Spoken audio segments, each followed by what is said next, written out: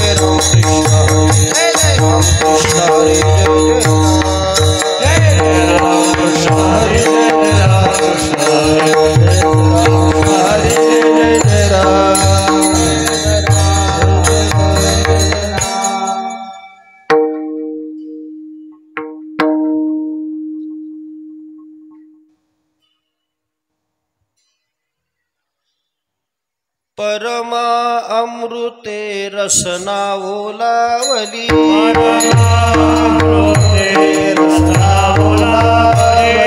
परम अमृते रसना ओलावली मनाची राहिली वृत्ती पायी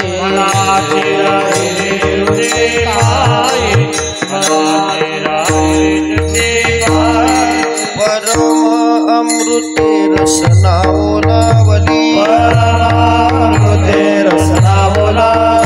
परम अमृते रसना ओलावली मनाची राहिली वृत्ती पायी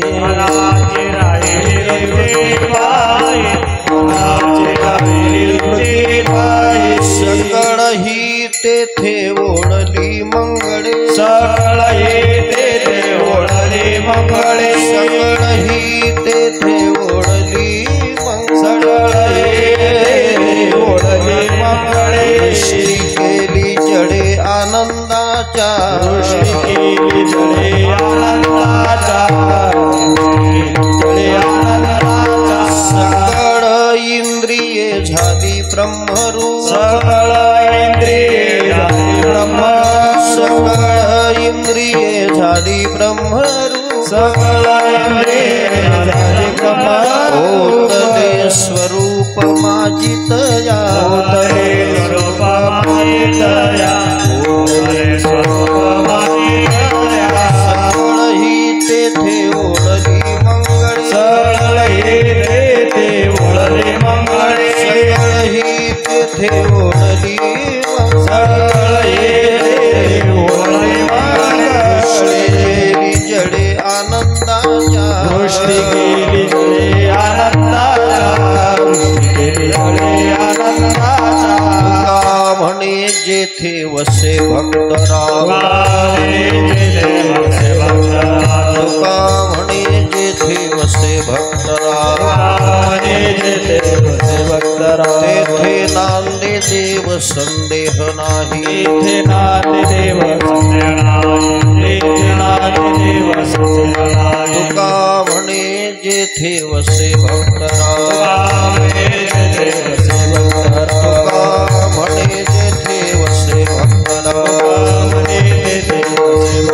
तेथे नांदे देव संदेह नाही तेथे नांदे देव संदेह नाही तेथे नांदे देव संदेह नाही सकाळी तेथे ओढली मंगळे सकाळी तेथे ओढली मंगळे तेथे ओढली मंगळे सकाळी तेथे ओढली मंगळे गेली जडे आनंदा केली जडे आनंदाचा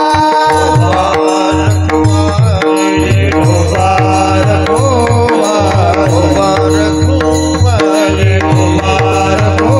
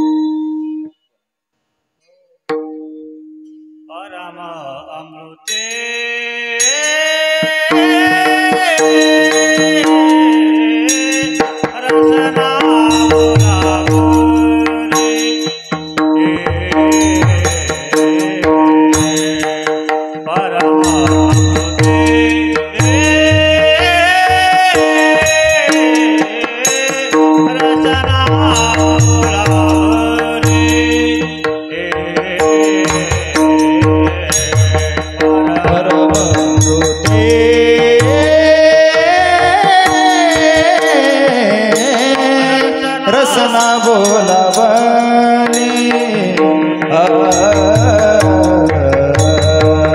परम अमृते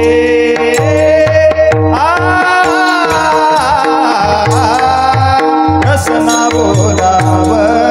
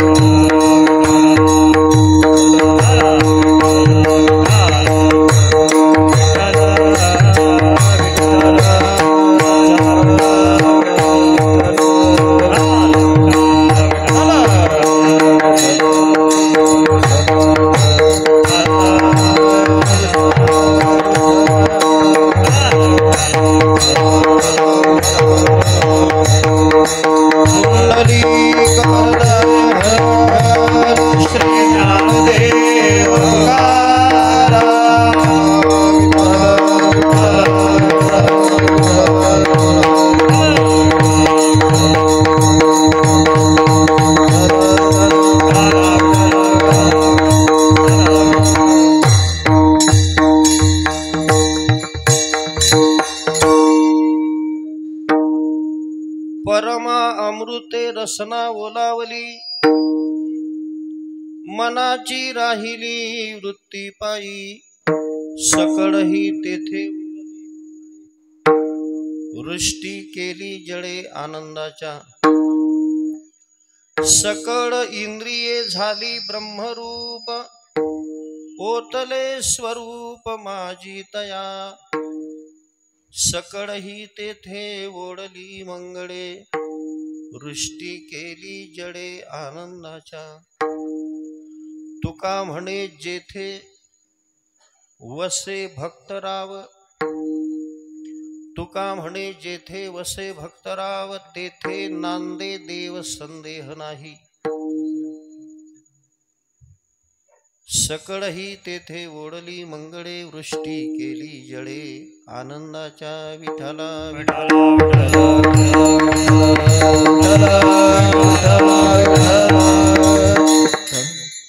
नमो ज्ञानेश्वरा निवृत्ती उदारा सोपान देवा मुक्ताबाई नमो त्रिभुवन पावनी आद्यत्रय जननी देवांची वचन ऐके कमळापती माझी रंकाची विनंती कर जोडी तो कथे काढी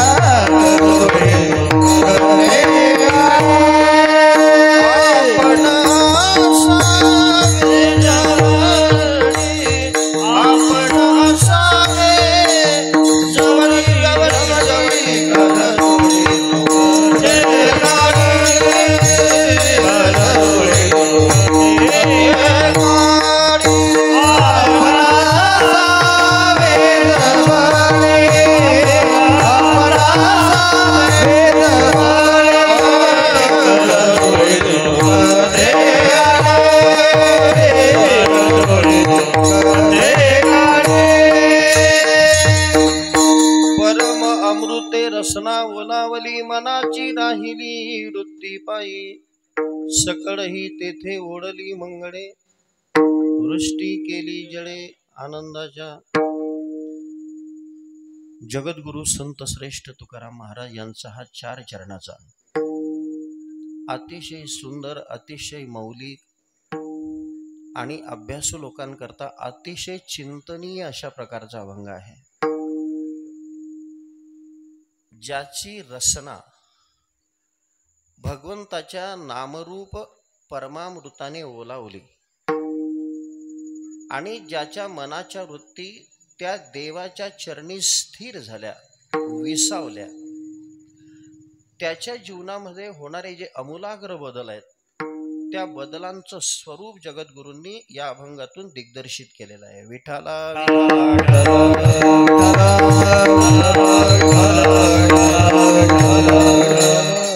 तसं हा अभंग आपल्या गावामध्ये आज घेतलाय का घेतला हा कुठेही खेड्यापाड्यावर अभंग घेता येणार नाही आपलं गाव हे तीर्थक्षेत्र आहे म्हणून हा अभंग घेतलाय मग काही लोक म्हणतील हे तीर्थक्षेत्र आमचं गाव कसं जसं आळंदी तीर्थक्षेत्र आहे त्र्यंबकेश्वर तीर्थक्षेत्र आहे पंढरपूर तीर्थक्षेत्र आहे मथुरा गोकुळ वृंदावन अयोध्या तीर्थक्षेत्र आहे तसं आमच्या शिवडीचा तर उल्लेख कुठेच नाही तीर्थक्षेत्रामध्ये बरं कुठं शासनानं आमचं गाव पर्यटन विभागामध्ये काही टाकलेलं नाहीये तीर्थक्षेत्र म्हणून आणि तुम्ही तीर्थक्षेत्र कसं म्हणताय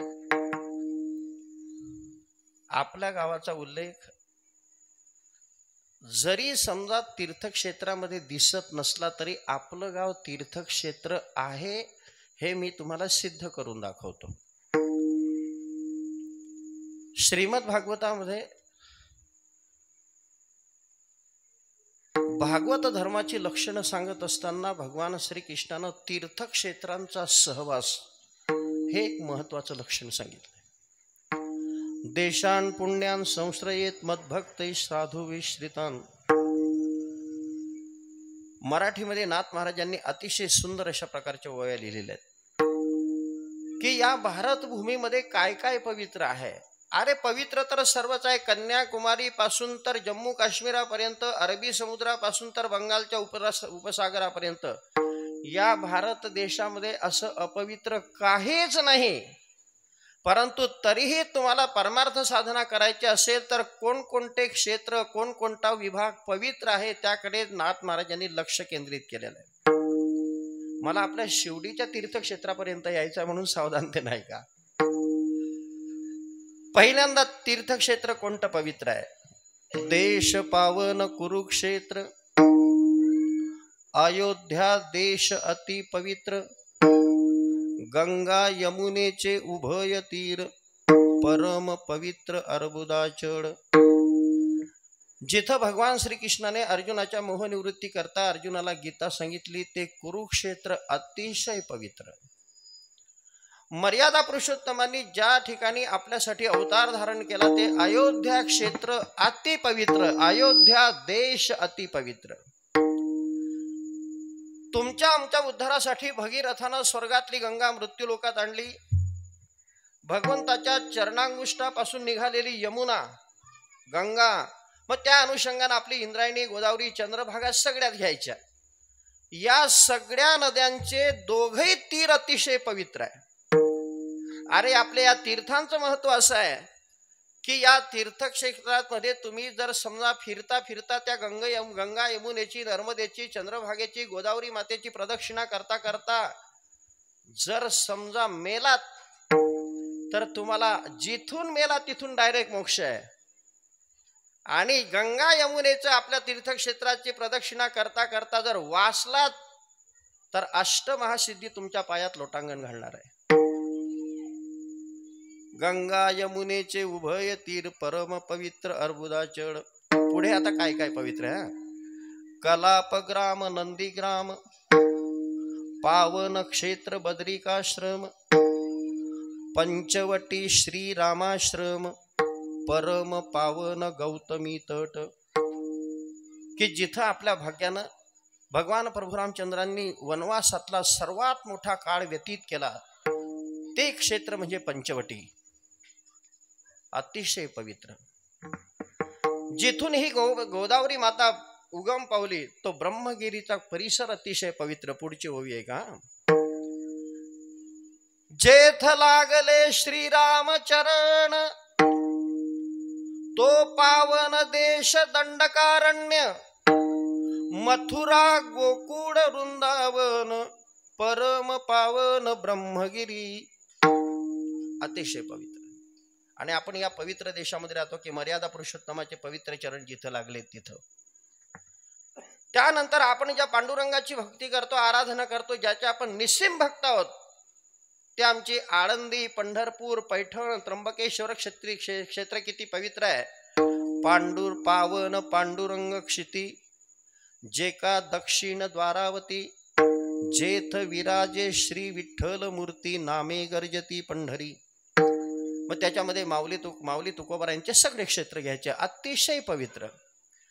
मग काही लोक म्हणतील महाराज आता हे सगळ्या तीर्थक्षेत्रांचा नामोल्लेख तुम्ही केला, परंतु सुरुवातीला तुम्ही आमचं शिवडी तीर्थक्षेत्र सांगितलं, याच्यात तर काही शिवडीचं नाव नाहीये. शिवडीचं नाव आहे.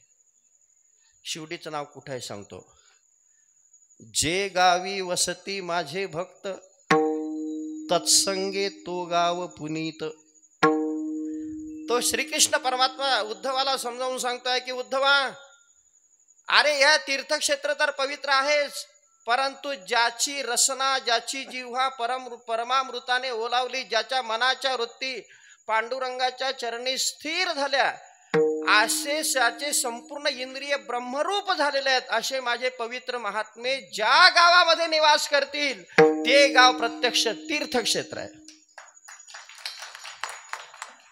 ते गाव प्रत्यक्ष तीर्थक्षेत्र आहे. ते तीर्थ ते क्षेत्र जगी तेची पवित्र भक्ती कथेशी मैत्र जया पुरुषा. ज्ञानोबा 12व्या अध्यायामध्ये बोलतायत. म्हणून आपल्याला वेगळं सांगण्याची गरज नाही की आपल्या सर्वांच्या परमभाग्यानं या महाराष्ट्राचे भाग्यविधाते वारकरी संप्रदायाचे थोर प्रवर्तक आमचे स्वानंद सुखनिवासी सद्गुरू जोग महाराज यांच्या संस्थेची सगळी दिग्गज आणि अधिकार संपन्न मंडळी इथं येऊन गेलेली आहेत. त्यांच्या सगळ्यांच्या पदस्पर्शानं आपलं गाव पुनीत झालेलं आहे.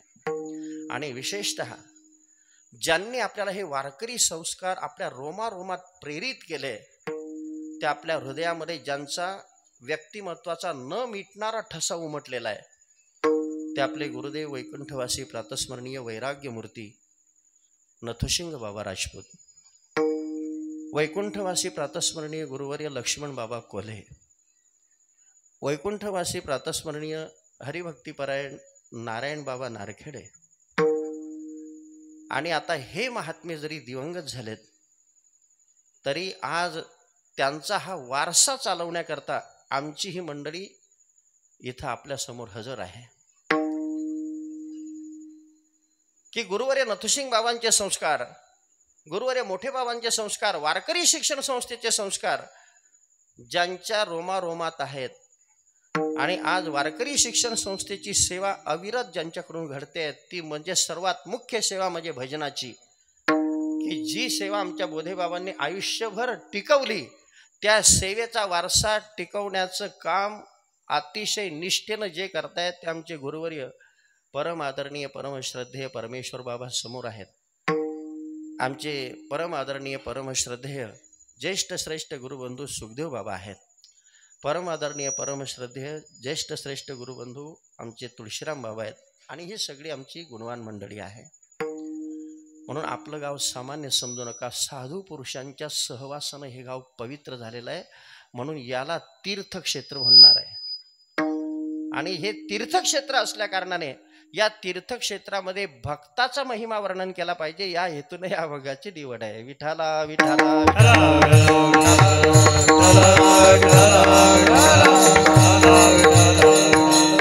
कारण आज या गावामध्ये, या परिसरामध्ये, या क्षेत्रामध्ये मी कीर्तन करतोय तर या गावात पहिलं पाऊल ज्या वर्षी मी टाकलं ते 40 वर्ष झाले. म्हणजे माझ्यासारख्या अज्ञानी माणसानं, माझ्यासारख्या नवीन माणसानं पाऊल टाकून 40 वर्ष झालेत. 40. आम्हाला आठवत आहे की 1984 साली नाशिक रोडला हरिभक्तीपरायण आपल्या संप्रदायातलं एक उदार व्यक्तिमत्व आमचे हरिभक्तीपरायण परम आदरणीय परमश्रद्धेय गबाजी बाबा गायकवाड त्यांच्याकडे यज्ञ झाला. आणि गुरुदेवांवर त्या घराण्याची अतिशय अप्रतिम निष्ठा. मग तो यज्ञ संपन्न झाल्यानंतर पहिल्यांदा बाबांच्या सोबत, लक्ष्मण बाबांच्या सोबत, सुखदेव बाबा परमेश्वर बाबांच्या सोबत या गावात आलो. आपली सगळ्या मंडळीचं दर्शन झालं. आणि इथून मग तो गुजरातचा दौरा निघाला. तिथून विनोबाजीचा आश्रम सगळं. तर तो साल होतं 1984. मग 1984 सालापासून आजपर्यंत किती वर्ष झाले? बरोबर 41वं वर्ष चालू आहे. मग 41 वर्षाचा सहवास जर समजा मला या गावाचा असेल तर हे गाव तीर्थक्षेत्र आहे. 41 वर्षात मला ओळखता येणार नाही. कारण या मातीमध्ये वारकरी संप्रदायाच्या काही ग्रंथांचं लिखाण झालेलं आहे. आमच्या गुरुवर्य नथशिंग बाबांनी जोग महाराजांनी ज्या गाथ्याचा पहिला अर्थ केला तो अर्थ लोकांपर्यंत पोहोचवण्याकरता त्या गाथेचा विस्तृत अर्थ करण्याचं काम ज्या भूमीमध्ये केलं ती भूमी म्हणजे आमची शिवडीची भूमी आहे. म्हणून जिथं पवित्र भूमी असते तिथंच हे पवित्र काम पार पडत असतं. विठाला विठाला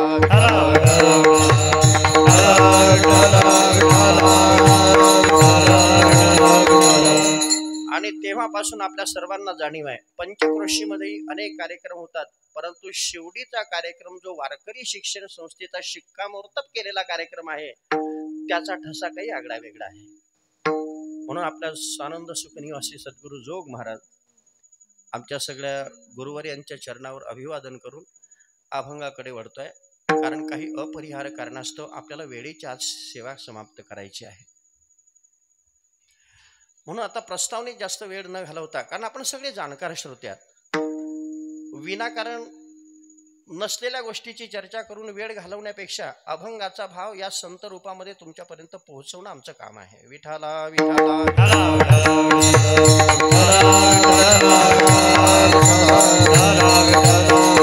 जगद्गुरु बोलतात की ज्याची रसना म्हणजे जिव्हा भगवंताच्या नामरूप परमामृताने ओलावली आणि ज्याच्या मनाच्या वृत्ती त्या देवाच्या चरणी स्थिर झाल्या, विसावल्या, त्याच्या जीवनामध्ये घडणारे बदल कोणते ते शेवटच्या 3 चरणामध्ये सांगितलेले आहे. म्हणून आज या अभंगाची सोडवणूक करत असताना आपल्याला केंद्रबिंदू निश्चित करायचा आहे. हे आम्हाला नेहमी सांगावं लागतं, कारण आम्ही नेहमी सांगत असतो की जसं भूमितीशास्त्रामध्ये पहिल्यांदा वर्तुळ काढायचं असेल तर केंद्रबिंदू निश्चित करावा लागतो. वर्तुळ किती अंशाचं काढायचं असेल स्केलनुसार तुमच्या मर्जीचा प्रश्न आहे. कोणी 20 अंशाचं काढेल, कोणी 30 अंशाचं काढेल, कोणी 35 अंशाचं काढेल, कोणी 45 अंशाचं वर्तुळ काढेल, तो भाग नाही. परंतु कितीही अंशाचं वर्तुळ काढायचं झालं तर केंद्रबिंदू निश्चित केल्याशिवाय कोणत्याही भूमितीशास्त्राच्या अभ्यासकाला वर्तुळ काढता येत नाही.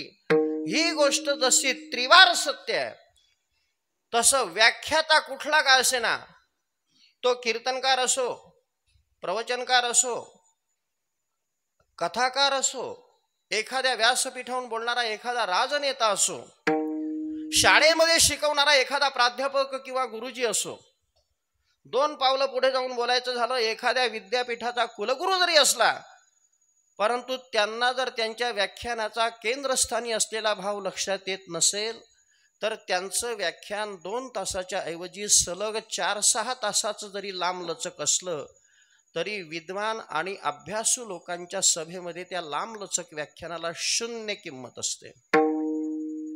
तुम्ही किती वेळ बोललात त्याला काहीच महत्व नाही, तुम्ही किती मुद्देसूद बोललात त्याला महत्व आहे. विठाला विठाला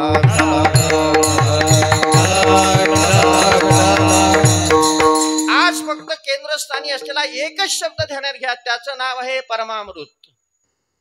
मग हे परमामृत म्हणजे नेमकी काय भानगड आहे? म्हणून हे परमामृत समजून सांगत असताना त्याचे परिणाम काय आहेत ते तुमच्या हृदयापर्यंत पोहोचवत असताना आज पहिल्या चरणाचा फक्त एकच शब्द आपल्याला डोळ्यासमोर घ्यायचा आणि मग 3 चरण सोडवायचे आणि 3 चरण सोडवल्यानंतर मग पहिल्या चरणावर यायचं आहे. कारण कसं आहे की वर्तुळ काढत असताना फक्त कंपासचं टोक फक्त टेकवायचं असतं, मग पहिल्यांदा पूर्ण वर्तुळ फिरून घ्यायचं असतं, परीख फिरून घ्यायचं असतं, त्रिज्या मोजून घ्यायची असते, नंतर तो टोक काढायचा असतो. बरोबर आहे ना? तसं आपल्याला पहिल्यांदा 3 चरण सोडून घ्यायची आणि मग त्या टोकावर यायचं आहे. विठाला विठाला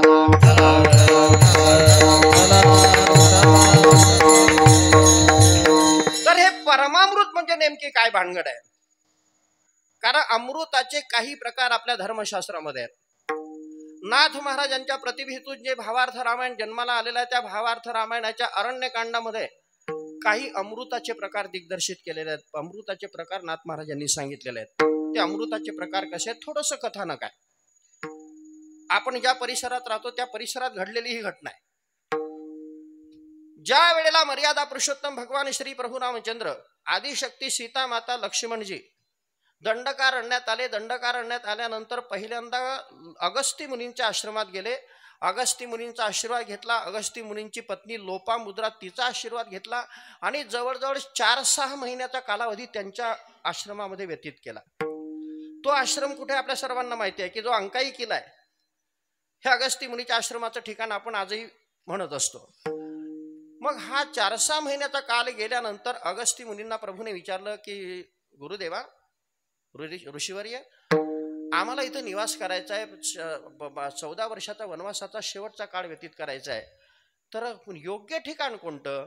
अगस्ती मुनींनी सांगितलं की तुम्ही पश्चिम दिशेला जा. पश्चिम दिशेला पंचवटी नावाचं क्षेत्र आहे. अरुणा, वरुणा, गुप्त, सरस्वती 3 नद्यांचा संगम तिथं आहे आणि तिथं सुंदर कपाळेश्वराचं देवस्थान आहे. ते तुम्हाला योग्य अशा प्रकारचं ठिकाण आहे. पंचवटीचा निर्देश रामायणात जे जे नावं आलेले ते तुम्हाला सांगतोय. मग भगवान प्रभू रामचंद्र, सीता माता, लक्ष्मणजी, अगस्ती मुनी आणि लोपामुद्रेचा दिव्य आशीर्वाद घेऊन इकडे वाटचाल करायला लागले. मला अमृत तुमच्यापर्यंत पोहोचवायचं आहे बरं का, संक्षेपानं सांगतोय.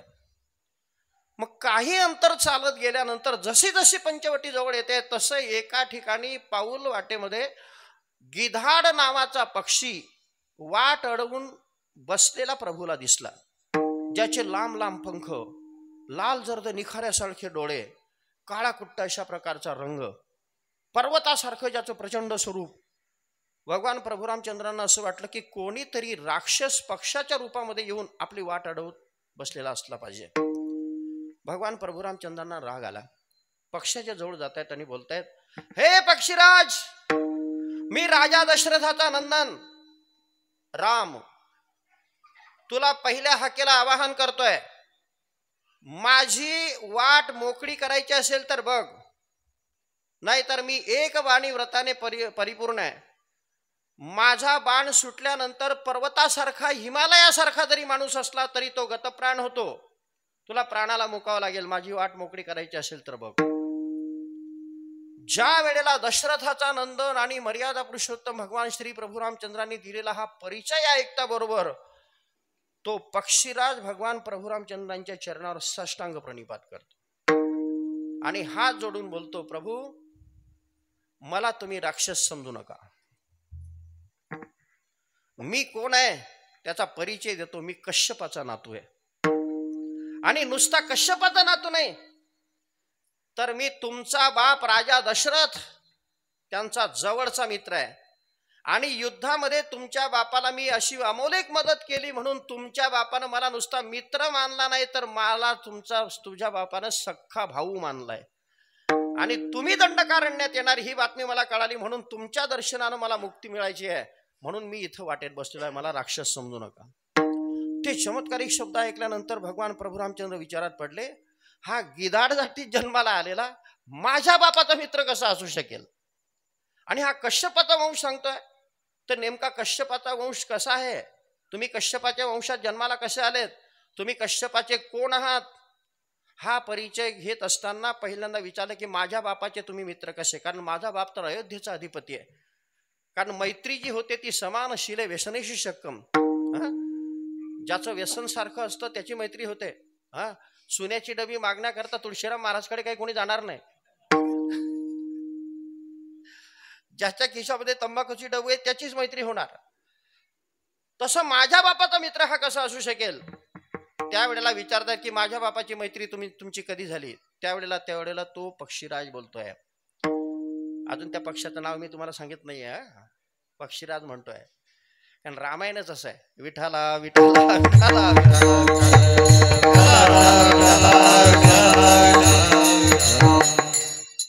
की ज्या वेळेला राजा दशरथाला स्वारी करण्याकरता इंद्रानं स्वर्गात बोलवलं. एका बाजूला दैत्यांची सेना, एका बाजूला देवांची सेना. देवांच्या सेनेचा अधिपती राजा दशरथ आणि दैत्यांच्या सेनेचा अधिपती नमुची नावाचा राक्षस. नमुचीची शक्ती फार मोठी होती, परंतु त्याच्या शक्तीपुढे राजा दशरथाला कळेना की याला मारायचं कसं. राजा दशरथ पराक्रमी, परंतु हा कसा मरणार ते वर्म माहिती नव्हतं. ते वर्म मला माहिती होतं. राजा दशरथानं अनंत बाण सोडले, परंतु तो नमुची घायल होत नव्हता. मग ते वर्म मी लक्षात आणून दिलं की याची जी शक्ती आहे ती याच्या डोक्याच्या मुकुटावत आहे, शिरस्त्राणामध्ये आहे. हा शिरस्त्राण पाडल्याशिवाय याला मरण येणार नाही. म्हणून मी राजा दशरथाला तुझ्या बापाला देवा अशी मदत केली. आकाशामध्ये उंच उडी घेतली आणि उंच उडी घेतल्यानंतर त्याच्या डोक्यावर असलेला जो मुकुट आहे, जे शिरस्त्राण आहे, ते खाली पाडलं. आणि फाडल्यानंतर मग राजा दशरथाला इशारा केला की राजा आता सोड बाण. तो बाण सोडता बरोबर एका बाणासरशी तो नमुची नावाचा पर्वतासारखा राक्षस खाली पडला आणि गतप्राण झाला. हे कृत्य, हे वर्म मला माहिती होतं. मी ते केल्यामुळे राजा दशरथानं मला छातीशी लावलं आणि मला सख्खा भाऊ मानलं. सख्खा भाऊ मानलं तेव्हापासून या पक्षाला तो राजा भगवान प्रभू रामचंद्र काका म्हणत होता. अजून त्याचं नाव पुढे सांगणार आहे काका कसा होता. मग भगवान प्रभू रामचंद्र पुन्हा विचारताय की तुम्ही कश्यपाचे नातू कसे? तर त्या वेळेला तो पक्षीराज परिचय देतोय की हे बघा प्रभू, या सृष्टीमध्ये मानव जे तयार झाले ते मनूपासून तयार झाले. भावार्थ रामायणाचा हा भाग वाचा, अतिशय चिंतनीय अशा प्रकारचा भाग आहे. त्याच्यानंतर जलचर, भूचर, खेचर अशी अनंत प्रकारची जी जीवसृष्टी आहे, ही सगळी जीवसृष्टी म्हणजे कश्यपाची प्रजा आहे. कश्यपापासून सगळे तयार झालेत. जलचर योनीतले प्राणी तयार झालेत, भूचर योनीतले प्राणी तयार झालेत, त्याच्यानंतर स्वेदज योनीतले प्राणी तयार झालेत, वनस्पत्या तयार झाल्या, सर्प तयार झालेत. तर आता मी कश्यपाचा नातू कसा? या कश्यपाला अनेक बायका, दिती, अदिती, दनू, विनिता आणि सर्पांची आई कद्रू.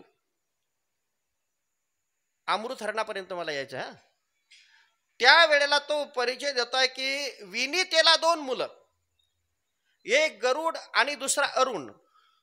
अरुण हा सूर्याच्या रथाचा सारथी आणि गरुड हा भगवान विष्णूचं वाहन. आणि अरुणाला 2 मुलं, एक संपाती आणि त्याचा भाऊ मी जटायू. कारण बऱ्याच वेळेला रामायणामध्ये आपला समज असा होतोय की ज्या वेळेला त्या रावणानं सीता मातेचं अपहरण केलं त्याच वेळेला जटायूची भेट झाली. तर नाही नाही नाही नाही, अरे जटायूच्या मार्गदर्शनानंच प्रभू पंचवटीत गेले आहे. विठाला विठाला विठाला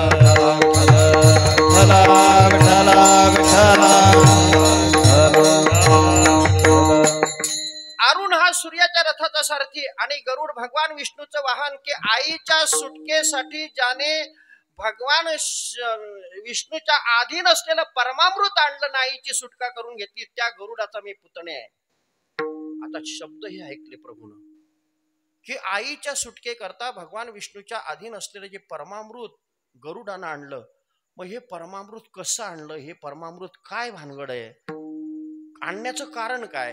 त्यावेळेला विचारतायत की पक्षीराज, जटायू काका, आता माझ्या बापाचा तुम्ही भाऊ म्हटल्यानंतर माझे काका झालेत, तर या गरुडानं हे अमृत हरण करून आईची सुटका कशी केली त्याचा इतिहास मला सांगा. आता संक्षेपानं सांगताय, कारण हा 4ही चरण अवधीमध्ये तुमच्यापर्यंत पोहोचवायचे. त्यावेळेला तो बोलतो, कश्यपाला अनेक बायका, त्याच्यापैकी दिती, अदिती, दनू आणि विनिता, सापांची आई कद्रू. माझी आई जी होती, माझी आजी जी होती ती विनिता, हा, आणि सर्पांची आई कद्रू. ह्या दोघं सवती, नवरा एक बायका 2. ह्या अनेक बायका होत्या, त्याच्यामध्ये यांचा सवती मत्सर जास्त. मग एकदा या कद्रूनं कपटीनं माझ्या आजीला फसवलं म्हटलं. ते म्हणायला लागली की काय ग, तुझा मुलगा अरुण सूर्याच्या रथाचा सारथी आहे. मग सूर्याच्या रथाला असलेली जी घोडे आहेत ती पांढऱ्या रंगाची आहेत का निळ्या रंगाची आहेत ग? त्या विनितेने सांगितलं, सूर्याच्या रथाला असलेली जी घोडे आहेत ती पांढऱ्या रंगाची आहेत. ती विनिता, ते कद्रू म्हणायला लागले, नाही नाही तू खोटं सांगते, सूर्याच्या रथाला असलेली घोडी पांढऱ्या रंगाची नाही, ती निळ्या रंगाची आहेत. दोघांमध्ये भांडण सुरू झालं, विनाकारण भांडण, काही गरज नव्हती. ते कोणत्या का रंगाची असे ना, लवंडर असो का लाखी कलर असो, काय घेणं ते नाही आपल्याला कुठे त्या घोड्यावर बसायचं होतं, परंतु विनाकारण भांडण. बरं, ते भांडण इतकं विकोपाला गेलं. मग त्यावेळेला ती कद्रू म्हणायला लागली, हे बघ, आता भांडण काही करू नको, आपण आता असं ठरव, तुझ्या म्हटल्याप्रमाणे जर घोड्याची रंग पांढरा असेल तर काही पैज लावायची, आणि माझ्या म्हटल्याप्रमाणे जर समजा निळ्या रंगाची असेल तर आपण त्याची पैज लावू. जो पैजेत हरेल त्याने काहीतरी ती शिक्षा भोगायची. म्हटलं पैज लावायची कशाची? तर पैज कशी लागली बघा.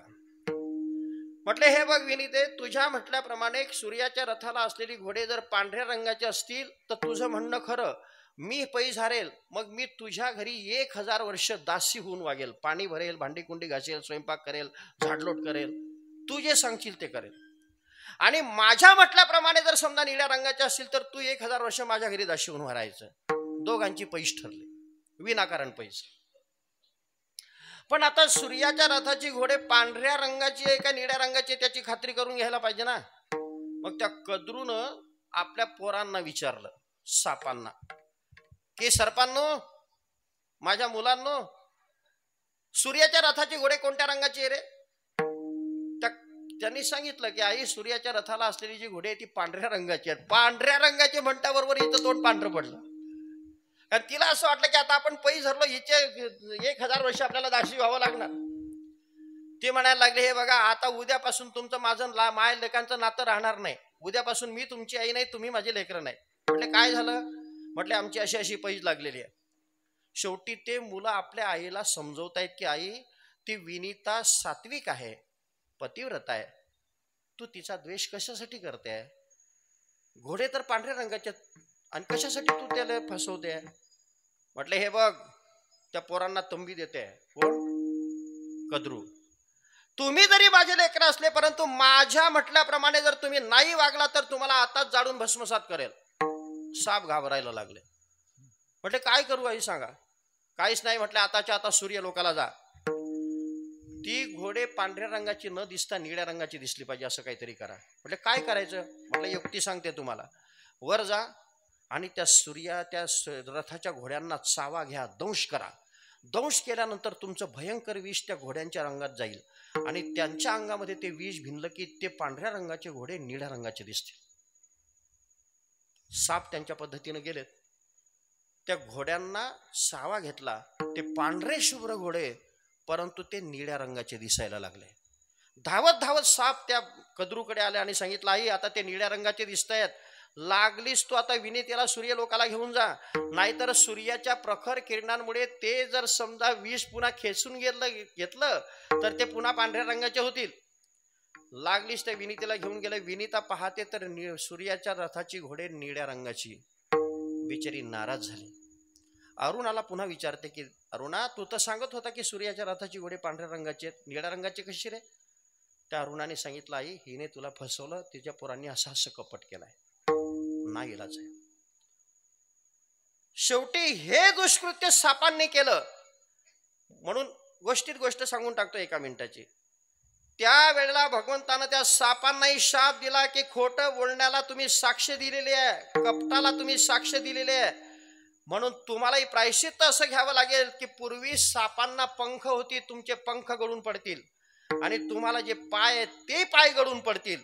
तुम्हाला पोटानं सरपटावं लागेल. तुम्ही अंतःकरणामध्ये कपट धारण केलं ना, म्हणून उरानं तुम्हाला चालावं लागेल. ऊर म्हणजे छाती, ते उरानं चालतात. म्हणून शास्त्रीय भाषेमध्ये सर्पाचं एक नाव आहे उरग. उरानं जे गमन करतात उसे उरग कहते. विठाला विठाला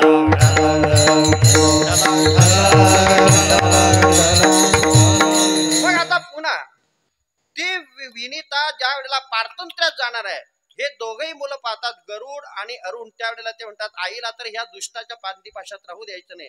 मग त्या आईला सांगतात आई तू त्या कद्रूकडे जा आणि तिला विचार की तुला जी अपेक्षित असलेली वस्तू आहे, तुझी आवडीची वस्तू आहे, तुला देतो, परंतु तुझ्या पारतंत्र्यात मला काही राहायचं नाही.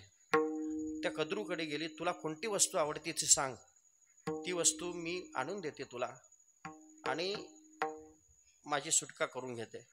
त्यावेळेला ते कद्रू अतिशय हुशार, कारण कपटी माणसं मागायला फार हुशार असतात. ती कद्रू विचार करते की आता हिला मागायचं तरी काय, असं काही मागूया की ज्याच्यानं आपली कीर्ती, आपल्या पोरांची कीर्ती अजरामर होईल. ती म्हणायला लागली तुझा मुलगा महाविष्णूचं वाहन आहे ना, मग त्या महाविष्णूच्या अधीन असलेले जे परमामृत आहे ते जर मला तुम्ही आणून दिलं तर मी तुला मुक्त करेन. आता हा भाग मी आता पुढे विस्तारानं सांगणार नाही, कारण ते रामायण सांगायला लागलं की जीभ काही कमी राहत नाही, ते जीभ थांबायला तयार नसते. मग पुरं ते रामायण 7 कांडाचं पुन्हा आपल्याला सांगावं लागेल. विठाला विठाला विठाला. तर अमृताचे जे काही प्रकार आहेत त्यामध्ये स्वादामृत, सुप्त्यामृत, तृप्त्यामृत, उन्मादामृत आणि शेवटचं 5वं जे आहे ते परमामृत. हे परमामृत सगळे वलय तोडून महाविष्णूने आणलं, परंतु तिला मिळू दिलं नाही, आईची सुटका करून घेतली. अतिशय सुंदर अशा प्रकारचा भाग आहे. तोही भाग मला इथं महत्वाचा नाहीये, फक्त हे परमामृत काय ते तुम्हाला सांगतोय. तर अमृताचे जे प्रकार आहे, पहिलं स्वादामृत. स्वादामृत हे अप्सरांच्या ठिकाणी असतं, म्हणून अप्सरा सगळ्यांना गोड वाटतात. उन्मादामृत हे जे आहे हे दैत्यांच्या ठिकाणी असतं, म्हणून ते उन्मत्त असतात. सुप्तामृत हे दिग्गजांच्या ठिकाणी असतं, म्हणून ते सुप्त असतात. तृप्त्यामृत हे देवांच्या ठिकाणी असतं, म्हणून ते तृप्त असतात. आणि परमामृत हे वैष्णवांच्या जिभेवर असतं, म्हणून ते अमर असतात. नामामृत गोडी वैष्णवाला धरी, नामामृत गोडी वैष्णवाला धरी, नामामृत गोडी वैष्णवाला धरी, नामामृत गोडी वैष्णवाला धरी, नामामृत गोडी वैष्णवाला धरी, नामामृत गोडी वैष्णवाला धरी,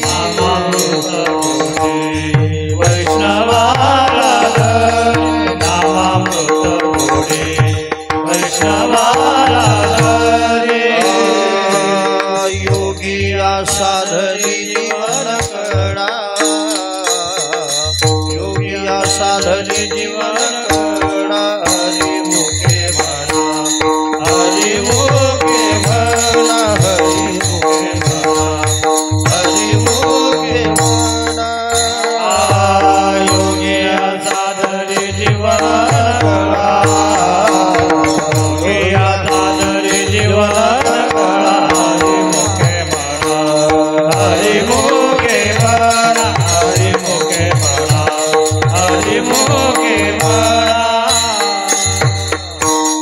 नामामृत हे वैष्णव सेवन करतात. हे भगवान विष्णूच्या आहारी असलेलं अमृत आहे. आणि या नामामृताची ताकद अशी आहे, या परमामृताची ताकद अशी आहे की हे जेणे चुके जन्म मरण ते परमामृत विष्णू अधीन. या परमामृताचे अनेक नाव आहेत, ते काही नावं ध्यानात ठेवा. याच परमामृताला नामामृत म्हणतात. की गुरुदेवांनी आपल्या मंदिरामध्ये भुयार घरात जे हरिपाठ विवरण लिहिलं त्याला नाव दिलेलं आहे नामामृत. हे नामामृत आहे. या नामामृताचं परमामृताचं दुसरं नाव आहे कथामृत. की गोपिका त्या ब्रह्मदेवाला बोलतायत, त्या देवा भगवान श्रीकृष्णाला बोलतायत तव कथामृतम तप्त जीवनम. की तुझी ते दिव्य कथा श्रवण केल्यानंतर संसारातलं आध्यात्मिक अधिदैविक आधिभौतिक तिघही तापांचं निवारण होतं. हे कथामृत आहे. आणि याचं तिसरं नाव आहे धर्म्यामृत. ते धर्म्यामृत कुठे आहे? एतु धर्म्यामृतमिदं यथोक्तं पर्युपासते श्रद्धधाना मत्परमा भक्तास्ते तीव मे प्रियः. जर सरळ अर्थ सांगायचा झाला तर तू इदम एतु धर्म्यामृतमिदं यथोक्तं पर्युपासते श्रद्धधाना मत्परमा भक्तास्ते तीव मे प्रियः. विठ्ठला विठ्ठला विठ्ठला.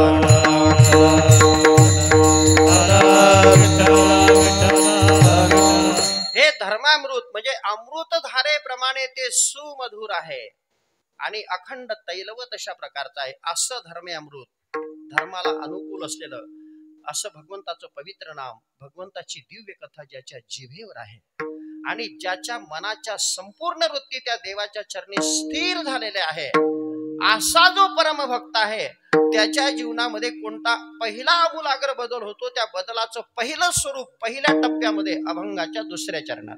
सकळ येते ओळले मंगळे सकळ येते ओळले मंगळे सकळ येते ओळले मंगळे सकळ येते ओळले मंगळे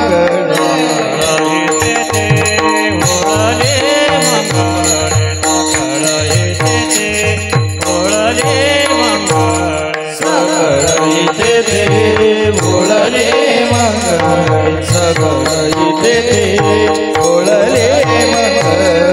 रोटी केले जाळे आनंदाच्या रोटी केले जाळे आनंदाच्या रोटी केले जाळे आनंदाच्या रोटी केले जाळे आनंदाच्या सकळ येते ओळले मंगळ ओळले मंगळे रुची केले जाळे आनंदाच्या केले जाळे रुची केले जाळे आनंदाच्या रुची केले जाळे आनंदाच्या सकळ येते ओळले मंगळे सकळ येते ओळले.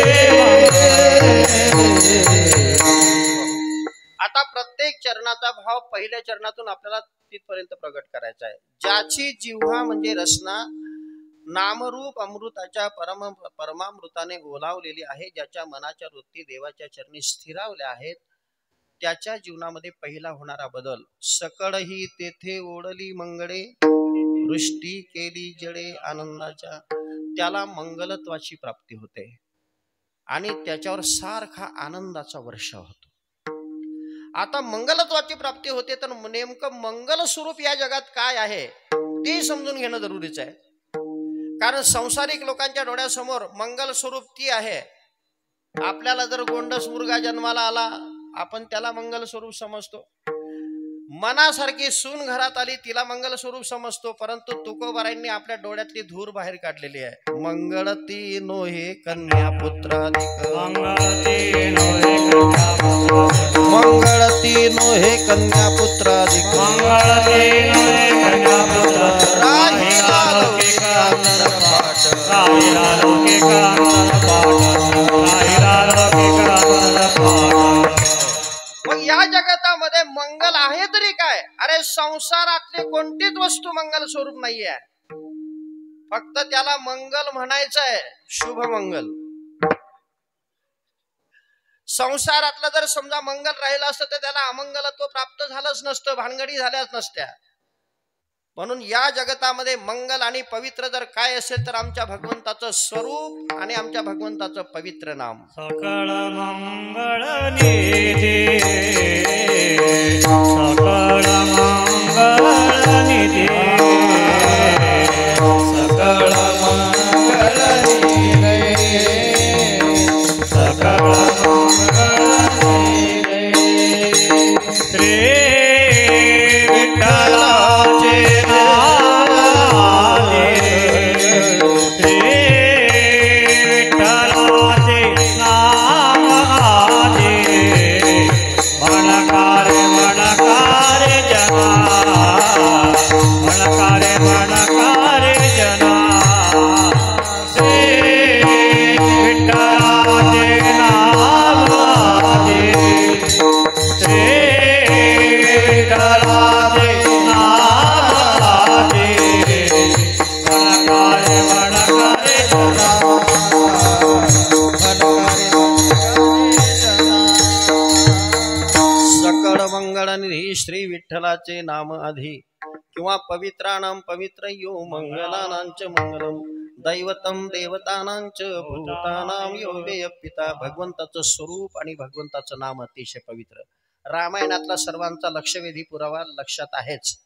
मंगल भवन मंगल हारी, द्रव हो सुदशरथ चिर विहारी.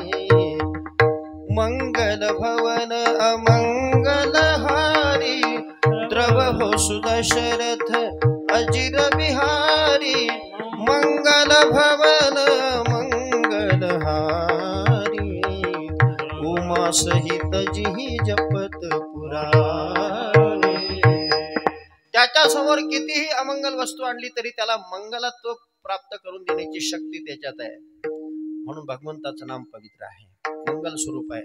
म्हणून मंगल स्वरूप असल्या कारणाने कोणत्याही व्याख्याता त्या मंगल नामाने त्याची सुरुवात करतो. आपल्याला सगळ्यांना जाणीव आहे की आज जे आपलं श्रद्धास्थान आहे की शांती ब्रह्मश्री संत श्रेष्ठ एकनाथ महाराजांच्या अंतःकरणात असलेली शांती आज इतके दिवस घर शोधत होती की नाथ महाराजांनी जलसमाधी घेतली, परंतु मला आता राहण्याकरता जागा आहे तरी कुठं.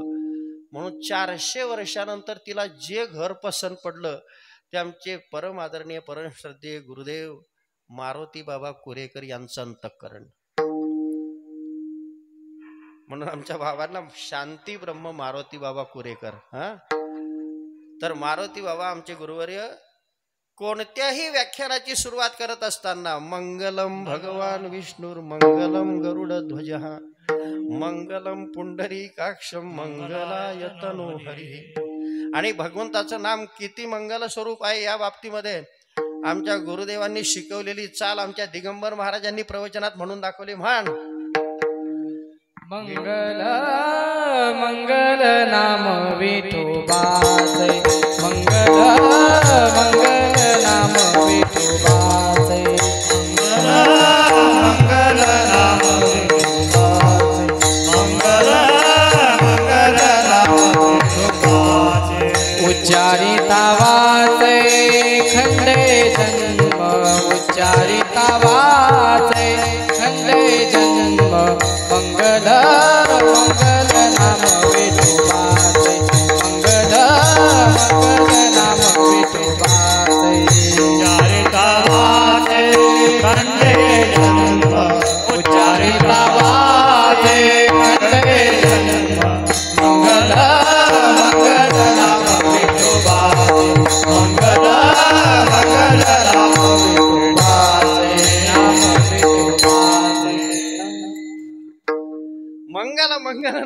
विठोबाचे. अरे याच्यापेक्षा काय मंगल स्वरूप आहे.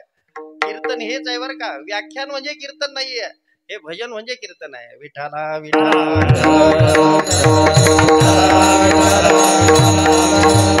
आणि अशी ज्याची रचना परमामृतानं ओलावली त्याला मंगलत्वाची म्हणजे संतांची प्राप्ती होते, देवाची प्राप्ती होते. कारण संत सुद्धा मंगल स्वरूप आहेत. आमचे ज्ञानोबा आहे मंगल स्वरूप आहेत. ज्ञानेश्वर मंगळ मुनी सेवा करी दासी जनी, सेवा करी दासी जनी, सेवा करी दासी जनी. ज्ञानेश्वर मंगळ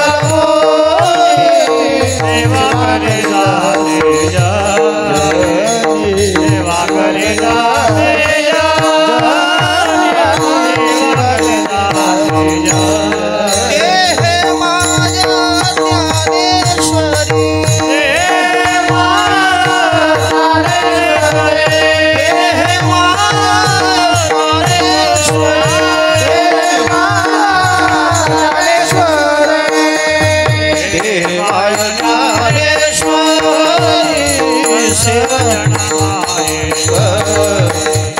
संत जना माहेश्वरी, संत जना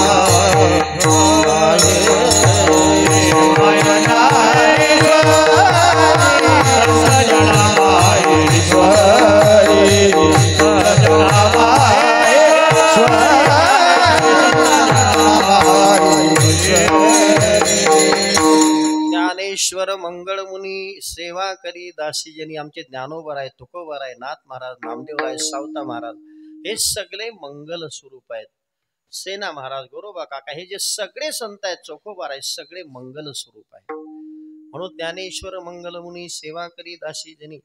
आणि असं मंगल स्वरूप यांना प्राप्त झालं की मग पुढचा परिणाम, वृष्टी केली जळे आनंदाच्या. सतत आनंदाची वृष्टी त्या जीवावर होत असते. कारण आनंदाच्या प्रतीक्षेत हा जीव आहे. परंतु प्रतीक्षेत असताना सुद्धा आनंदाचा एखादा क्षण सुद्धा आपल्याला उपभोगायला कधी भेटला नाही. अरे जीवन जगत असताना आपल्याला कबुली द्यावी लागते की जीवन जगत असताना कधी आपल्यावर नैसर्गिक आपत्ती आहे, कधी शारीरिक आपत्ती आहे, कधी बौद्धिक आपत्ती आहे, कधी सामाजिक आपत्ती आहे. आणि या आपत्त्यांशी सामना करता करता नुसते कीर्तन ऐकणारे सोडा, परंतु कीर्तन करणारे सुद्धा या विवंचनेत आहे की जीवन जगावं का आत्महत्या करावी, जीवन जगावं का आत्महत्या करावी. म्हणजे आनंदाचे प्रतिक्षेत सगळे आहे, परंतु आनंद कोणालाही भेटत नाही आहे. का भेटत नाहीये? फक्त आम्ही परमामृताचं वर्णन करतोय, परंतु परमामृत सेवन करण्याकरता साधना करत नाहीये. आम्ही साधना करत नाही म्हणून आनंद नाहीये. आणि आनंद ज्याला प्राप्त झाला ना, आमच्या तुकोबरायांची रचना, माझी मज झाली अनावर वाचा छंद या नामाचा घेतला असे म्हणून तुकोबराय ते उद्गार काढतायत. आनंदाचे डोही आनंद तरंग, आनंदाची अंग आनंदाची. कारण आनंद हा बाजारात नाही मिळत हो. आणि आनंद अशी एक अवस्था आहे की आम्ही नेहमी सांगत असतो की जसं शब्दसृष्टीच्या साम्राज्यामध्ये आई या शब्दा इतका पवित्र शब्द दुसरा नाही, तसं आनंद या शब्दा इतका व्यापक स्वरूपाचा शब्द शब्दसृष्टीच्या साम्राज्यात दुसरा नाही. जसं आई या शब्दा इतका कोणता शब्द पवित्र आहे दाखवा बरं, कोणताच नाही. तसं आनंद या शब्दा इतका व्यापक स्वरूपाचा शब्द नाहीये. मग आनंद स्वरूपाला, आनंद शब्दाला व्यापक स्वरूपाचा शब्द का म्हटलं, असं जर कोणी प्रश्न विचारला बुद्धिमान माणसाने, त्याचं समाधान असं आहे की तुम्ही सगळ्या भाषेचे शब्दकोश पहा, ज्याला आपण डिक्शनरी म्हणतो, कोणत्याही भाषेची पहा, त्यामध्ये त्याला प्रत्येक शब्दाला विरोध दाखवणारा शब्द आहे. व्याकरणाच्या भाषेत ज्याला प्रतिद्वंद्व शब्द म्हटलं जातं, प्रत्येक शब्दाला विरोध दाखवणारा शब्द आहे. कसा? जसा गरीब म्हटला की श्रीमंत, वृद्ध म्हटला की तरुण, तरुण म्हटला की तरुणी, स्त्री म्हटला की पुरुष, उन्हाळा म्हटलं की पावसाळा, पाप म्हटलं की पुण्य, सुख म्हटलं की दुःख. तसं आनंद म्हटलं की काय आहे? आनंदाला विरोध दाखवणारा शब्द? अरे आनंदाला विरोध दाखवणारा शब्द नाहीये. म्हणून आमच्या संतांनी या आराध्य देवतेचं वर्णन करत असताना या शब्दाचा प्रयोग केलेला आहे की आम्ही ज्या विठोबाचं भजन करतो, आम्ही ज्या विठोबाचं ध्यान करतो, त्या विठोबाचं स्वरूप कसं आहे? विटेवरी उभा आनंदाचा कंद, विटेवरी उभा आनंदाचा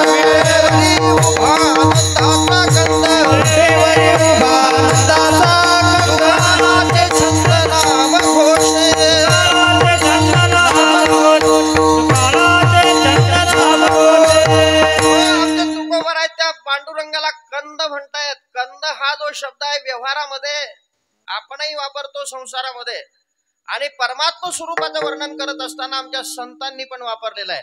परंतु संसारामध्ये ज्या वेळेला आपण कंद शब्द वापरतो त्यावेळेला त्या कंद शब्दाची सगळी हवा काढून घेतो, त्याला आबरूच ठेवत नाही. व्यवहारामध्ये आपल्या खानदेशामध्ये म्हण आहे, एखादा माणूस रद्दी असेल, एखादा आळशी असेल, तर त्याला चेष्टेनं आपण म्हणतो काय कंदाळे आहे रे. पण कंद किती महत्वाचा आहे. अरे कंद पदार्थ असा आहे, तुम्ही उकडून खाल्ला तरी उपयोगाचा आहे, भाजून खाल्ला तरी उपयोगाचा आहे. भाजायला आगपेटी नसेल, उकडायला तुमच्याजवळ भांड नसेल, तर कच्चा खाल्ला तरी उपयोगाचा आहे. तसं आम्ही ज्या परमात्म्याची भक्ती करतो त्या परमात्म्याच्या विटेवर उभ्या असलेल्या स्वरूपाचं नख शिखांत कोणत्याही अवयवाचं ध्यान केलं, स्मरण केलं, तर त्या भक्ताला आनंदच मिळतो. म्हणून तो परमात्मा आनंदाचा कंद आहे. आनंदाद्वय नित्य निरामय एका निज ध्येय योगी आहे, एका निज ध्येय योगी आहे. आनंदाद्वय नित्य निरामय एका निज ध्येय योगी आहे, एका निज ध्येय योगी आहे. आनंद अद्वय नित्य निरामय जे का निज ध्येय योगी यांचे किंवा श्रुती माता ज्याचं असं वर्णन करते, सत्यम ज्ञानम अनंतम ब्रह्म. किंवा माऊलींच्या सोप्या भाषेत जर या तत्वाचा अनुवाद करायचा झाला, सत्य ज्ञानानंत गगनाचे प्रावरण नाही रूप वर्ण गुण जेथे. अशी आनंदाची वर्षावृष्टी या परमामृताचं सेवन करणाऱ्यावर सारखी होत असते. म्हणून वृष्टी केली जडे आनंदाच्या. पुन्हा तुकोबरांशी सुसंवाद साधला की तुकोबराय, परमामृत जर इतकं महत्वाचं असेल की हे परमामृताने ज्याची जिव्हा ओलावली, ज्याच्या मनाच्या वृत्ती परमात्म्याच्या चरणी स्थिर झाल्या, त्याला ही अवस्था प्राप्त होत असेल, तर त्याच्या पुढच्या अवस्थेचं काय वर्णन आहे ते सांगा ना. तर तुकोबराय असं काही विशेष स्वरूपाचं वर्णन करतायत की ज्याची रसना परमामृतानं ओलावली आणि ज्याच्या मनाच्या वृत्ती त्या देवाच्या चरणी स्थिर झाल्या, त्याला सगळ्यात मोठा फायदा कोणता होतो, त्या फायद्याचं मूर्त स्वरूप अभंगाच्या 3ऱ्या चरणात. सकळ इंद्रिये झाले ब्रह्मरूप, सकळ इंद्रिये झाले ब्रह्मरूप,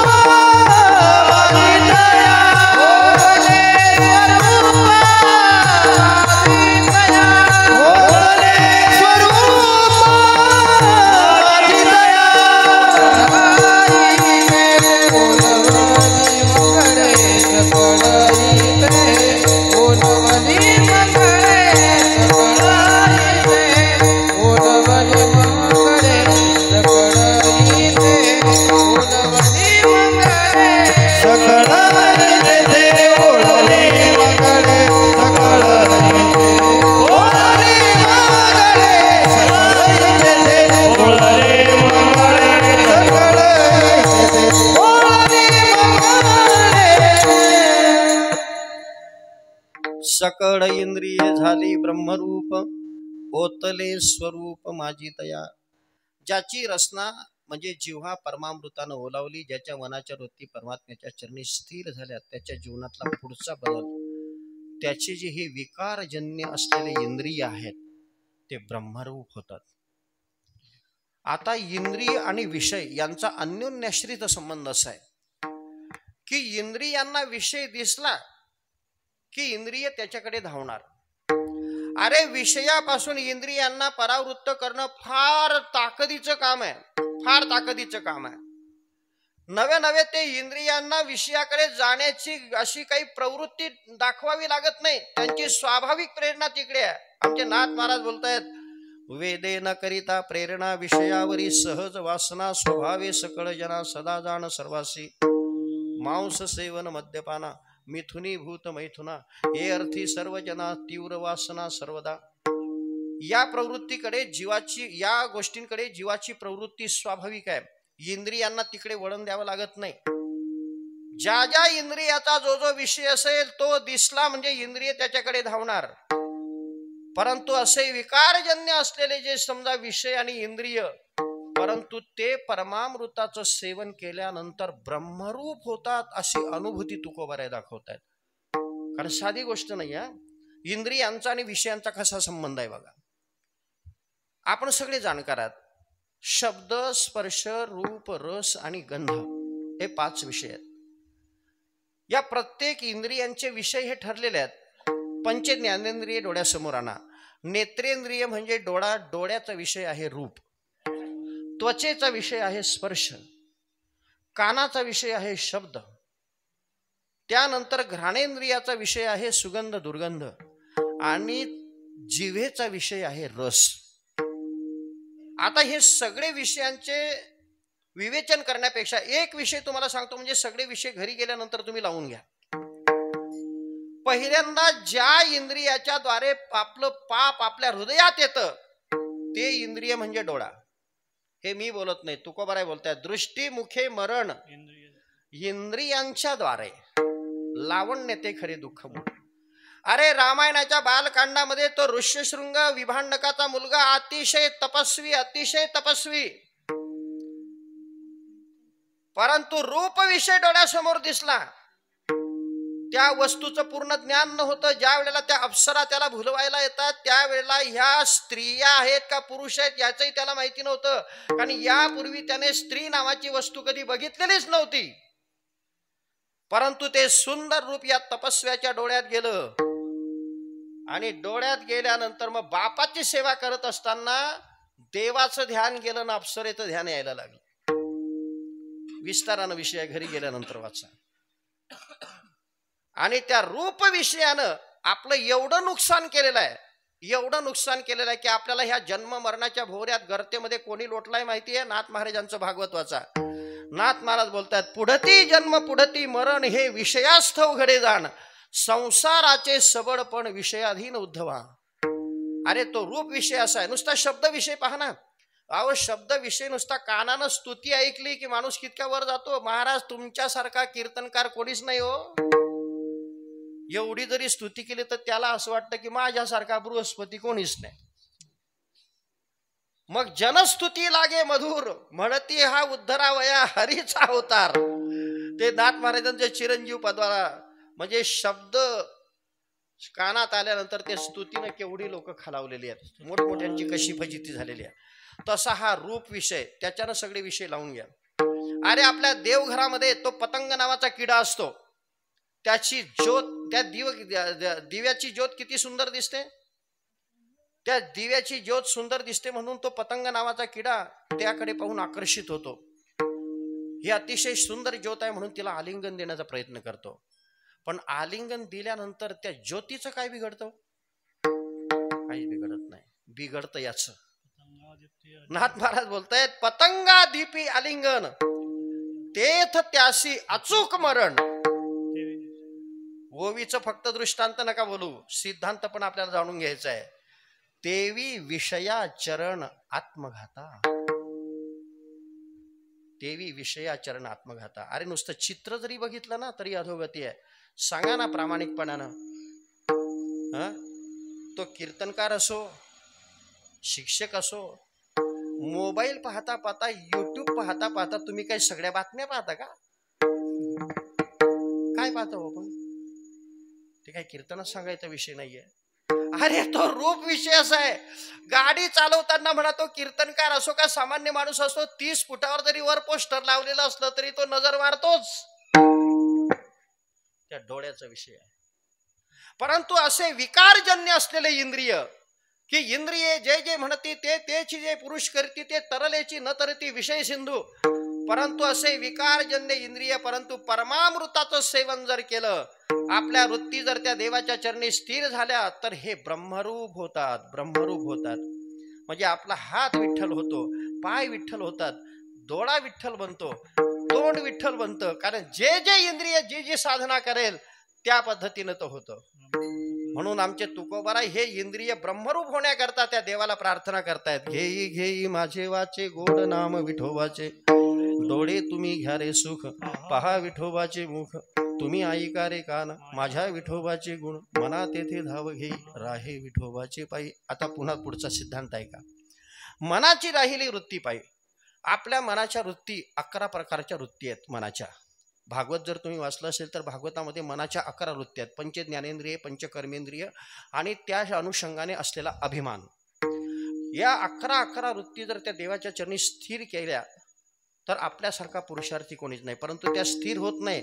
म्हणून तुकोबारायांनी प्रार्थना केली, समचरण दृष्टी विटेवरी साजिरी, तेथे माझी हरी. देवा, मी ती वृत्ती माझ्या ताकदीनं स्थिर करू शकत नाही, त्याच्यासाठी तुझ्या कृपेची आवश्यकता आहे. परंतु तुम्ही परमामृताचं सेवन केलं, देवाला प्रार्थना केली, तर तो देव आता मज येथे सहाय्य करावे देवा, तुझी घेई सेवा डोळा उगवणी, असं म्हटलं की तो तुम्हाला सहकार्य करेल. आणि मग पुढचा परिणाम काय, मनाची राहिली वृत्ती पायी, तर सकळ इंद्रिये झाली ब्रह्मरूप, ओतले स्वरूप माझी तया. इंद्रिय ब्रह्मरूप केव्हा होतात, जर सगळ्या इंद्रियांनी त्या परमात्म्याचं सुख उपभोगलं, परमात्म्याच्या सुखाचा आनंद अनुभवला, पायानं त्याची पायीवारी केली, हातानं त्याचं भजन केलं, डोळ्यानं त्याची मूर्ती पाहिली, कानानं त्याची कीर्ती श्रवण केली, श्वास घेत असताना त्याच्या नामाचा प्रत्येक श्वासाला जप केला, तर इंद्रिये ब्रह्मरूप होतात.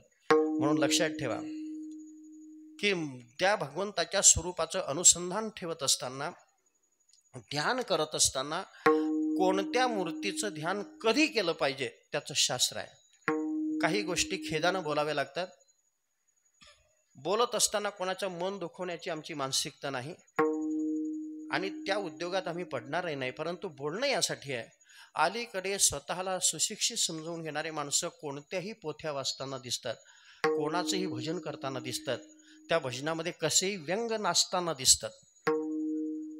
परंतु ध्यान कोणाचं करावं, भजन कोणाचं करावं, कसं करावं, या बाबतीमध्ये जरा भागवत वाचा. तो उद्धव भगवंताच्या वंशात जन्माला आलेला, त्या भगवान श्रीकृष्णाला बोलतोय, देवा उद्धव म्हणे कमल नयना, मुमुक्षु करीती तुझी या ध्याना, त्या ध्यानाची ध्यान लक्षणा कृपा करोनी मज सांगे, ते सगुण की निर्गुण, कोण रूप कैसा वर्ण.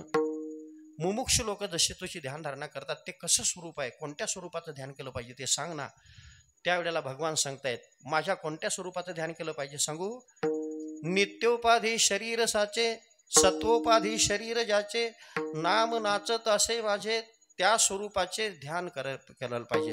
मग भगवान स्वरूप श्रीकृष्ण सांगतायत, माझं स्वरूप कोणतं आहे, समम प्रशांतम सुमुखम दीर्घचारु चतुर्भुजम, सुचारु सुंदर ग्रीवम सुकपोलम शुचिस्मितम, समान कर्ण विन्यस्त स्फुरन मकर कुंडलम, हेमांबरम घनश्यामम श्रीवत्स श्रीनिकेतनम, शंख चक्र गदा पद्म वनमाला विभूषितम, नुपुरैर्विलसत पादम प्रभया प्रभयायुतम. ज्या मूर्तीचे सर्व अवयव समप्रमाणात आहेत, ज्याच्या गळ्यामध्ये कौस्तुभमणी आहे, तुळशीच्या माळा आहे, येणाऱ्या भक्तावर सारखी दृष्टी आहे, त्याचं ध्यान करा. आणि ध्यान करण्याकरता मग हीच मूर्ती आमच्या तुकोबारायांनी सोप्या भाषेत सांगितले, सुंदर ते ध्यान उभे विठेवरी, सुंदर ते ध्यान उभे विठेवरी, सुंदर ते ध्यान उभे विठेवरी, सुंदर ते ध्यान उभे विठेवरी, करकटावरी ठेवोनिया, करकटावरी ठेवोनिया, करकटावरी ठेवोनिया. अशा स्वरूपाचं जर ध्यान केलं तर तुमचे सगळे इंद्रिय ब्रह्मरूप होतात. आता बघा, शेवटचा सिद्धांत शेवटच्या चरणापर्यंत आपल्याला आलाय. ज्याची रचना परमामृतानं ओलावली, ज्याच्या मनाच्या 11 वृत्ती त्या देवाच्या चरणी स्थिर झाल्या, त्याचे सगळे इंद्रिय ब्रह्मरूप होतात. त्याच्यावर आनंदाची वृष्टी होते, त्याला मंगलाची प्राप्ती होते आणि त्याच्यामध्ये त्या परमात्म्याचं स्वरूप ओतलं जातं. मग हा भक्तराज म्हणून प्रसिद्ध होतो, भक्तराव म्हणून प्रसिद्ध होतो. मग या भक्तराजाची काय ताकद असते, ती ताकद तुकोबाराय वर्णन करतायत अभंगाच्या शेवट. तुका माने जेथे वसे भक्त रामा तुका म्हणे वसे भक्त रामा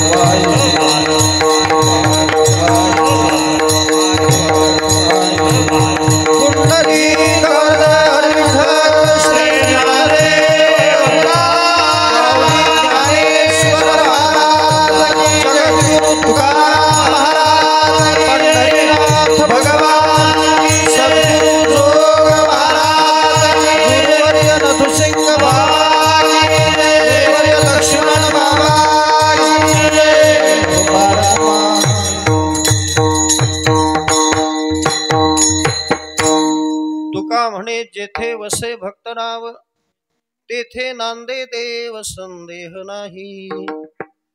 भक्तराव ही पदवी त्याला भेटते ज्याची रसना परमामृतानं ओलावली, ज्याच्या मनाच्या 11 वृत्ती परमेश्वराच्या चरणी स्थिर झाल्या, तो भक्तराव. आणि असे भक्तराव जिथं राहतील, जिथं निवास करतील, तिथं तो देव नांदतो. तो देव जिथं नांदतो ते तीर्थक्षेत्र असतं. असे भक्तराव ज्यांची रसना परमामृतानं ओलावली, ज्यांच्या मनाच्या वृत्ती परमेश्वराच्या चरणी स्थिर झाल्या, असे भक्तराव म्हणजे आमचे वैकुंठवासी गुरुदेव नथुसिंग बाबा, वैकुंठवासी गुरुदेव लक्ष्मण बाबा, वैकुंठवासी गुरुदेव मोठे बाबा, आमच्या संस्थेची सगळी शिक्षक मंडळी, जोग महाराज, मामासाहेब, वैकुंठवासी धुंडा महाराज सद्गुरू, त्यानंतर अशी मोठमोठी सगळी मंडळी आपल्या इथे येऊन गेली. हे सगळे भक्तराव आहेत, भक्तराव आहेत. आणि जिथं भक्तराव राहतो तिथं देव नांदतो, नुसता राहत नाही. राहणं वेगळं आणि नांदणं वेगळं. मुलगी बापाच्या घरी राहते, नवऱ्याच्या घरी नांदते. आणि जिथं नांदते तिथं तिची सगळी मालकी असते. जिथं नांदते तिथं सगळी मालकी असते, कारण आधार कार्डावर तिथे नाव पुढे असतं. तसं हा देव त्या भक्ताच्या घरी नांदतो. कशा पद्धतीनं? फक्त ज्याची रचना परमामृतानं ओलावली. अरे त्या पांडवांची रचना परमामृतानं ओलावली म्हणून तो परमात्मा द्वारकेसारखं वैभव सोडून वनवासात त्यांच्या सोबत राहतोय. त्या द्वारकेत काय कमी होतं? पांडवांच्या घरी तो परमात्मा येऊन राहिला, द्वारकेत काय कमी होतं? काही लोक म्हणतील तिथे लोड शेडिंगचा प्रॉब्लेम असेल. अरे नाही नाही, ती द्वारका नगरी कशी होती, पांडवांचं घर कसं होतं. ते बिचारे पांडव जरी या भारताचे सम्राट चक्रवर्ती या भारतवर्षामध्ये जसा निम्मे वाटा त्यांचा हक्काचा होता, परंतु त्यांच्या बापानं म्हणजे धृतराष्ट्रानं त्यांना काही दिलं नाही. उलट त्यांना मारण्याकरता तो दुःशासन, दुर्योधन आणि शकुनी जे कटकारस्थान करायचा, त्या कटकारस्थांना हा सिंहासनावर बसल्या बसल्या मुकसंमती द्यायचा आणि त्यांना मारण्याकरता नाही ते प्रयत्न केलेत. म्हणून ते बिचारे जीव वाचवण्याकरता पहा ते पांडव अखंड वनवासी. परी त्या देवाशी आठविते. देवाचा आठव कधी विसर पडू दिला नाही, देवाला कधी विसरले नाही, परंतु अखंड त्यांचं मुख भगवंताचं नामस्मरण करत होतं. म्हणून त्या परमात्म्यानं द्वारकेसारखी सुरम्य नगरी सोडून दिली. द्वारका सामान्य नाही.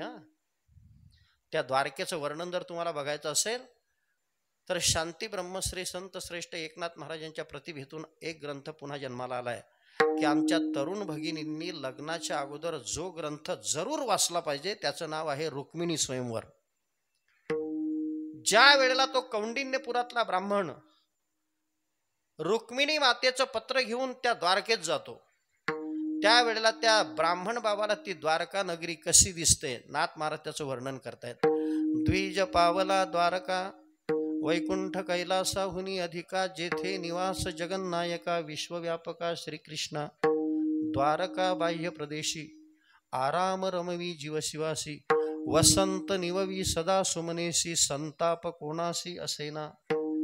अरे त्या द्वारकेचं वैभव असं होतं की त्या द्वारकेच्या पंचक्रोशीत असलेली जी झाडं झुडपं आहेत, त्या झाडांच्या सावलीमध्ये जर बसला तर आध्यात्मिक, अधिदैविक, अधिभौतिक तिघही तापांचं निवारण होत होतं. त्यामुळे ते लोक इतके शांत होते. संताप कोणाशी असेना म्हणजे ते तोफाने नव्हते, शांती होती त्यांच्या अंतःकरणामध्ये. त्यांच्या बगीच्यामध्ये प्रबोध पारवे घुमती, तेथ वागेश्वरी चमके चित्ती. त्या बगीच्यामध्ये गुंजारव करणारे जे पक्षी आहेत, भिंगोट्यासारखे प्राणी आहेत, तेही राम नामाचं कुंजन करायचे, कृष्ण नामाचं गायन करायचे. त्याच्यामुळे सरस्वती सुद्धा विस्मित व्हायची. त्या द्वारकेमध्ये असलेल्या माता भगिनी अंगणामध्ये अशा सडा संमार्जन करायच्या की नाथ महाराज सांगतायत की विजू पिढूनी घातले सडे, त्यांच्या सड्यांमध्ये विजा चमकत होत्या. कुठली विद्युत रोषणाई होती देव जाणे. असे वैकुंठीची या वैभवासी कृष्णे आणले द्वारकेशी. सगळं वैकुंठातलं वैभव त्या भगवान श्रीकृष्णानं द्वारकेत आणलं. परंतु ज्यांच्या जिभेवर अखंड परमामृत ओलावलेलं आहे त्या परमभक्तांसाठी त्या देवानं ह्या सगळ्या सुरम्य नगरीचा त्याग केला आणि द्वारकेचा राणा पांडवा घरी. म्हणून त्या पांडवांचं केस श्रीकृष्णाचा जप करत होता. त्या भगवानच्या जपाच्या बाबतीमध्ये अर्जुनाची कथा प्रसिद्ध आहे की त्याची रोम रोम श्रीकृष्ण जय कृष्ण म्हणत होते. म्हणून त्या पांडवांच्या भाग्याचं वर्णन ज्ञानेश्वरीमध्ये ज्ञानोबा करतायत की तो संजय त्या धृतराष्ट्राला बोलतोय, पै कौडव कूड चक्रवर्ती मज हाची विस्मय पुढत पुढती, जे श्रिये हुनी त्रिजगती सदैव असे कोणी, ना तरी खुणेचे वानावया लागे, श्रुती वाचोनी दावा पाग जगी, ना सेवक पण तरी अंगी शेषाच्याचे हाती. या पांडवांनी कोणत्या जन्माचं पुण्य केलं असेल की हा श्रीकृष्ण परमात्मा त्यांच्या घरची सगळी कामं करतो. आणि या अर्जुनाचं कोणत्या जन्माचं प्रेम असेल, कोणत्या जन्माचं भाग्य असेल की या जगदीश्वराचे प्रेम येथ दिसतसे निरुपम, की पार्थे येणे सर्वोत्तम पुण्य केले, की त्याच्या घोड्याचा खरारा करतो. तो ज्या वेळेला रथाच्या खाली उतरतो त्यावेळेला हा परमात्मा आपली मांडी त्याला पायरी करून उभी करतो. काय त्याचं भाग्य असेल. म्हणून या भागवतामध्येही नारद महर्षी त्या पांडवांच्या भाग्याचं वर्णन करतायत. योऽयं नृलोके बत भूरिभागा लोकं पुनाना मुनयोऽभियन्ति येषां ग्रहाणा वसतीति साक्षात् गूढं परं ब्रह्म मनुष्यलिङ्गं स वा अयं ब्रह्म महद्विनुग्यं कैवल्यनिर्वाणसुखानुभूतिः प्रियसुहृद खलु मातुलेय आत्मार्हणीयो विधिकृत गुरुश्च. नारद महर्षी बोलतात की या पांडवांचं कोणत्या जन्माचं भाग्य असेल की महाविवेकी मुनी योगी लोक ज्या परमात्म्याला शोधत शोधत फिरत असतात, तो परमात्मा मनुष्य रूप धारण करून यांच्या घरी सगळी कामं करतो. कशामुळे? तर त्या पांडवांनी फक्त त्याचं नामस्मरण केल्यामुळे, म्हणजे त्यांची जी जीव आहे ती परमामृतानं ओलावल्यामुळे, त्याच्या कथेचं चिंतन केल्यामुळे, त्याच्या धर्मामृताचं चिंतन केल्यामुळे. म्हणून धर्मामृत कथामृत हे एकाच स्वरूपाचे असं आहे. म्हणून सुरुवातीला मी ते धर्मामृत सांगत होतो. ये तु धर्मामृतमिदं यथोक्तं पर्युपासते श्रद्धधाना मत्परमा भक्तास्ते तीव मे प्रिया. तू ये श्रद्धधाना मत्परमहा भक्ता इदं यथा उक्तं धर्म्यामृतं पर्युपासते ते मे अतीव प्रिय.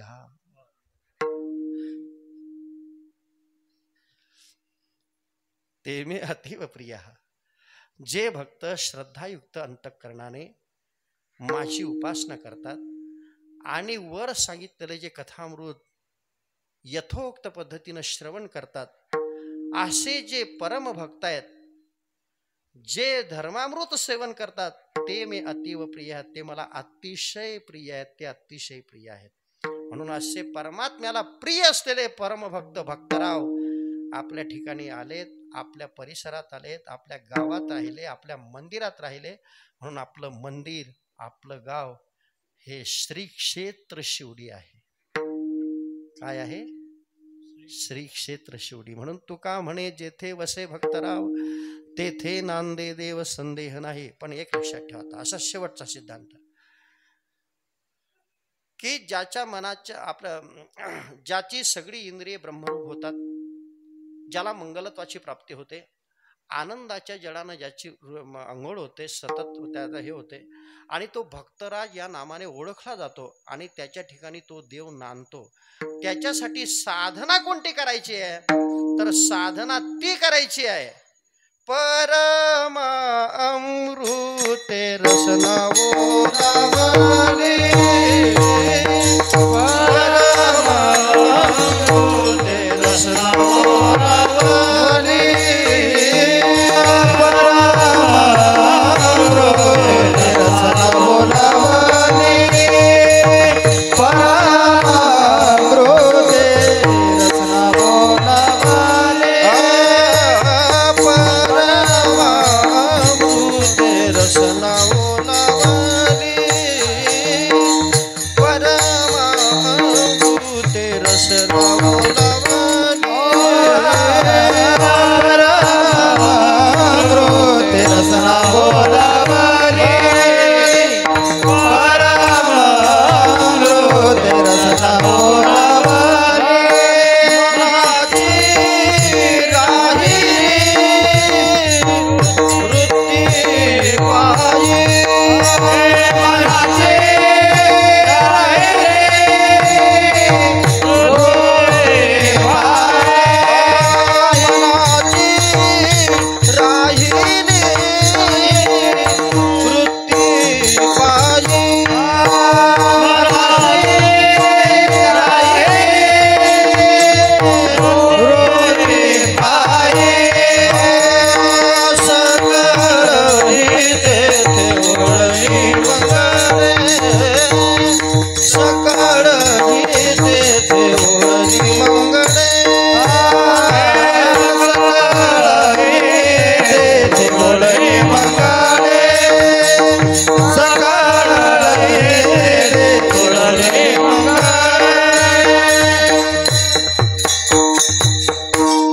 जसा तो परमात्मा पांडवांच्या घरी येऊन राहिला, जसा आपल्या सगळ्या संतांच्या घरी तो नांदला, पांडवांच्या घरी नांदला, तसं आपल्याही घरी येऊन तो नांदावं असं वाटत असेल तर आपल्याला ही साधना हीच करणं जरुरीचं आहे. आपली जी जिव्हा म्हणजे रसना आहे ती परमामृताने ओलावा, म्हणजे सतत त्या जिव्हेला भगवंताच्या नामाचा छंद असू द्या.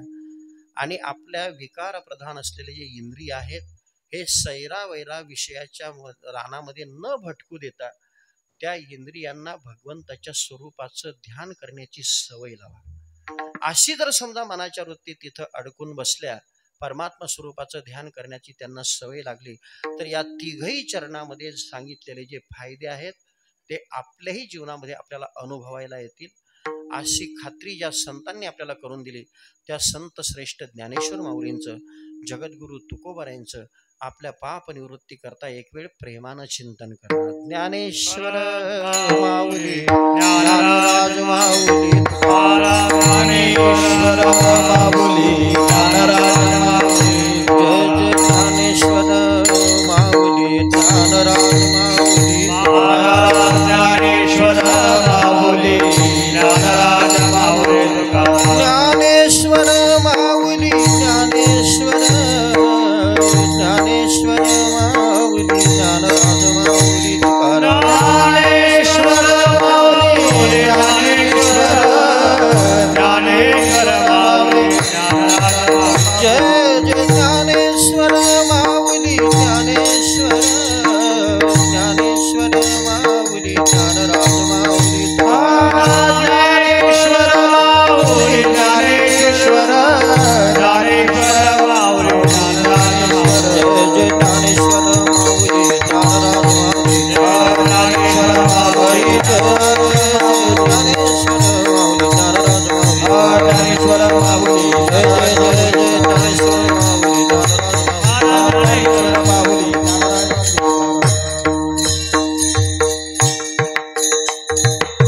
न्यूनते पुरते अधिकते सरते करोनी ह्यावे तुमते विनवितोसे पायाच्या प्रसादे. काही बोलिलो विनोदे मद क्षमा करणे संती नोहे अंगभूत युक्ती नोहे हा उपदेश. तुमचे बडबडिलो शेष तुमच्या कृपेचे पोषणे जन्मोजन्मी तुका म्हणे विठ्ठल जय जय विठ्ठल जय जय विठ्ठल.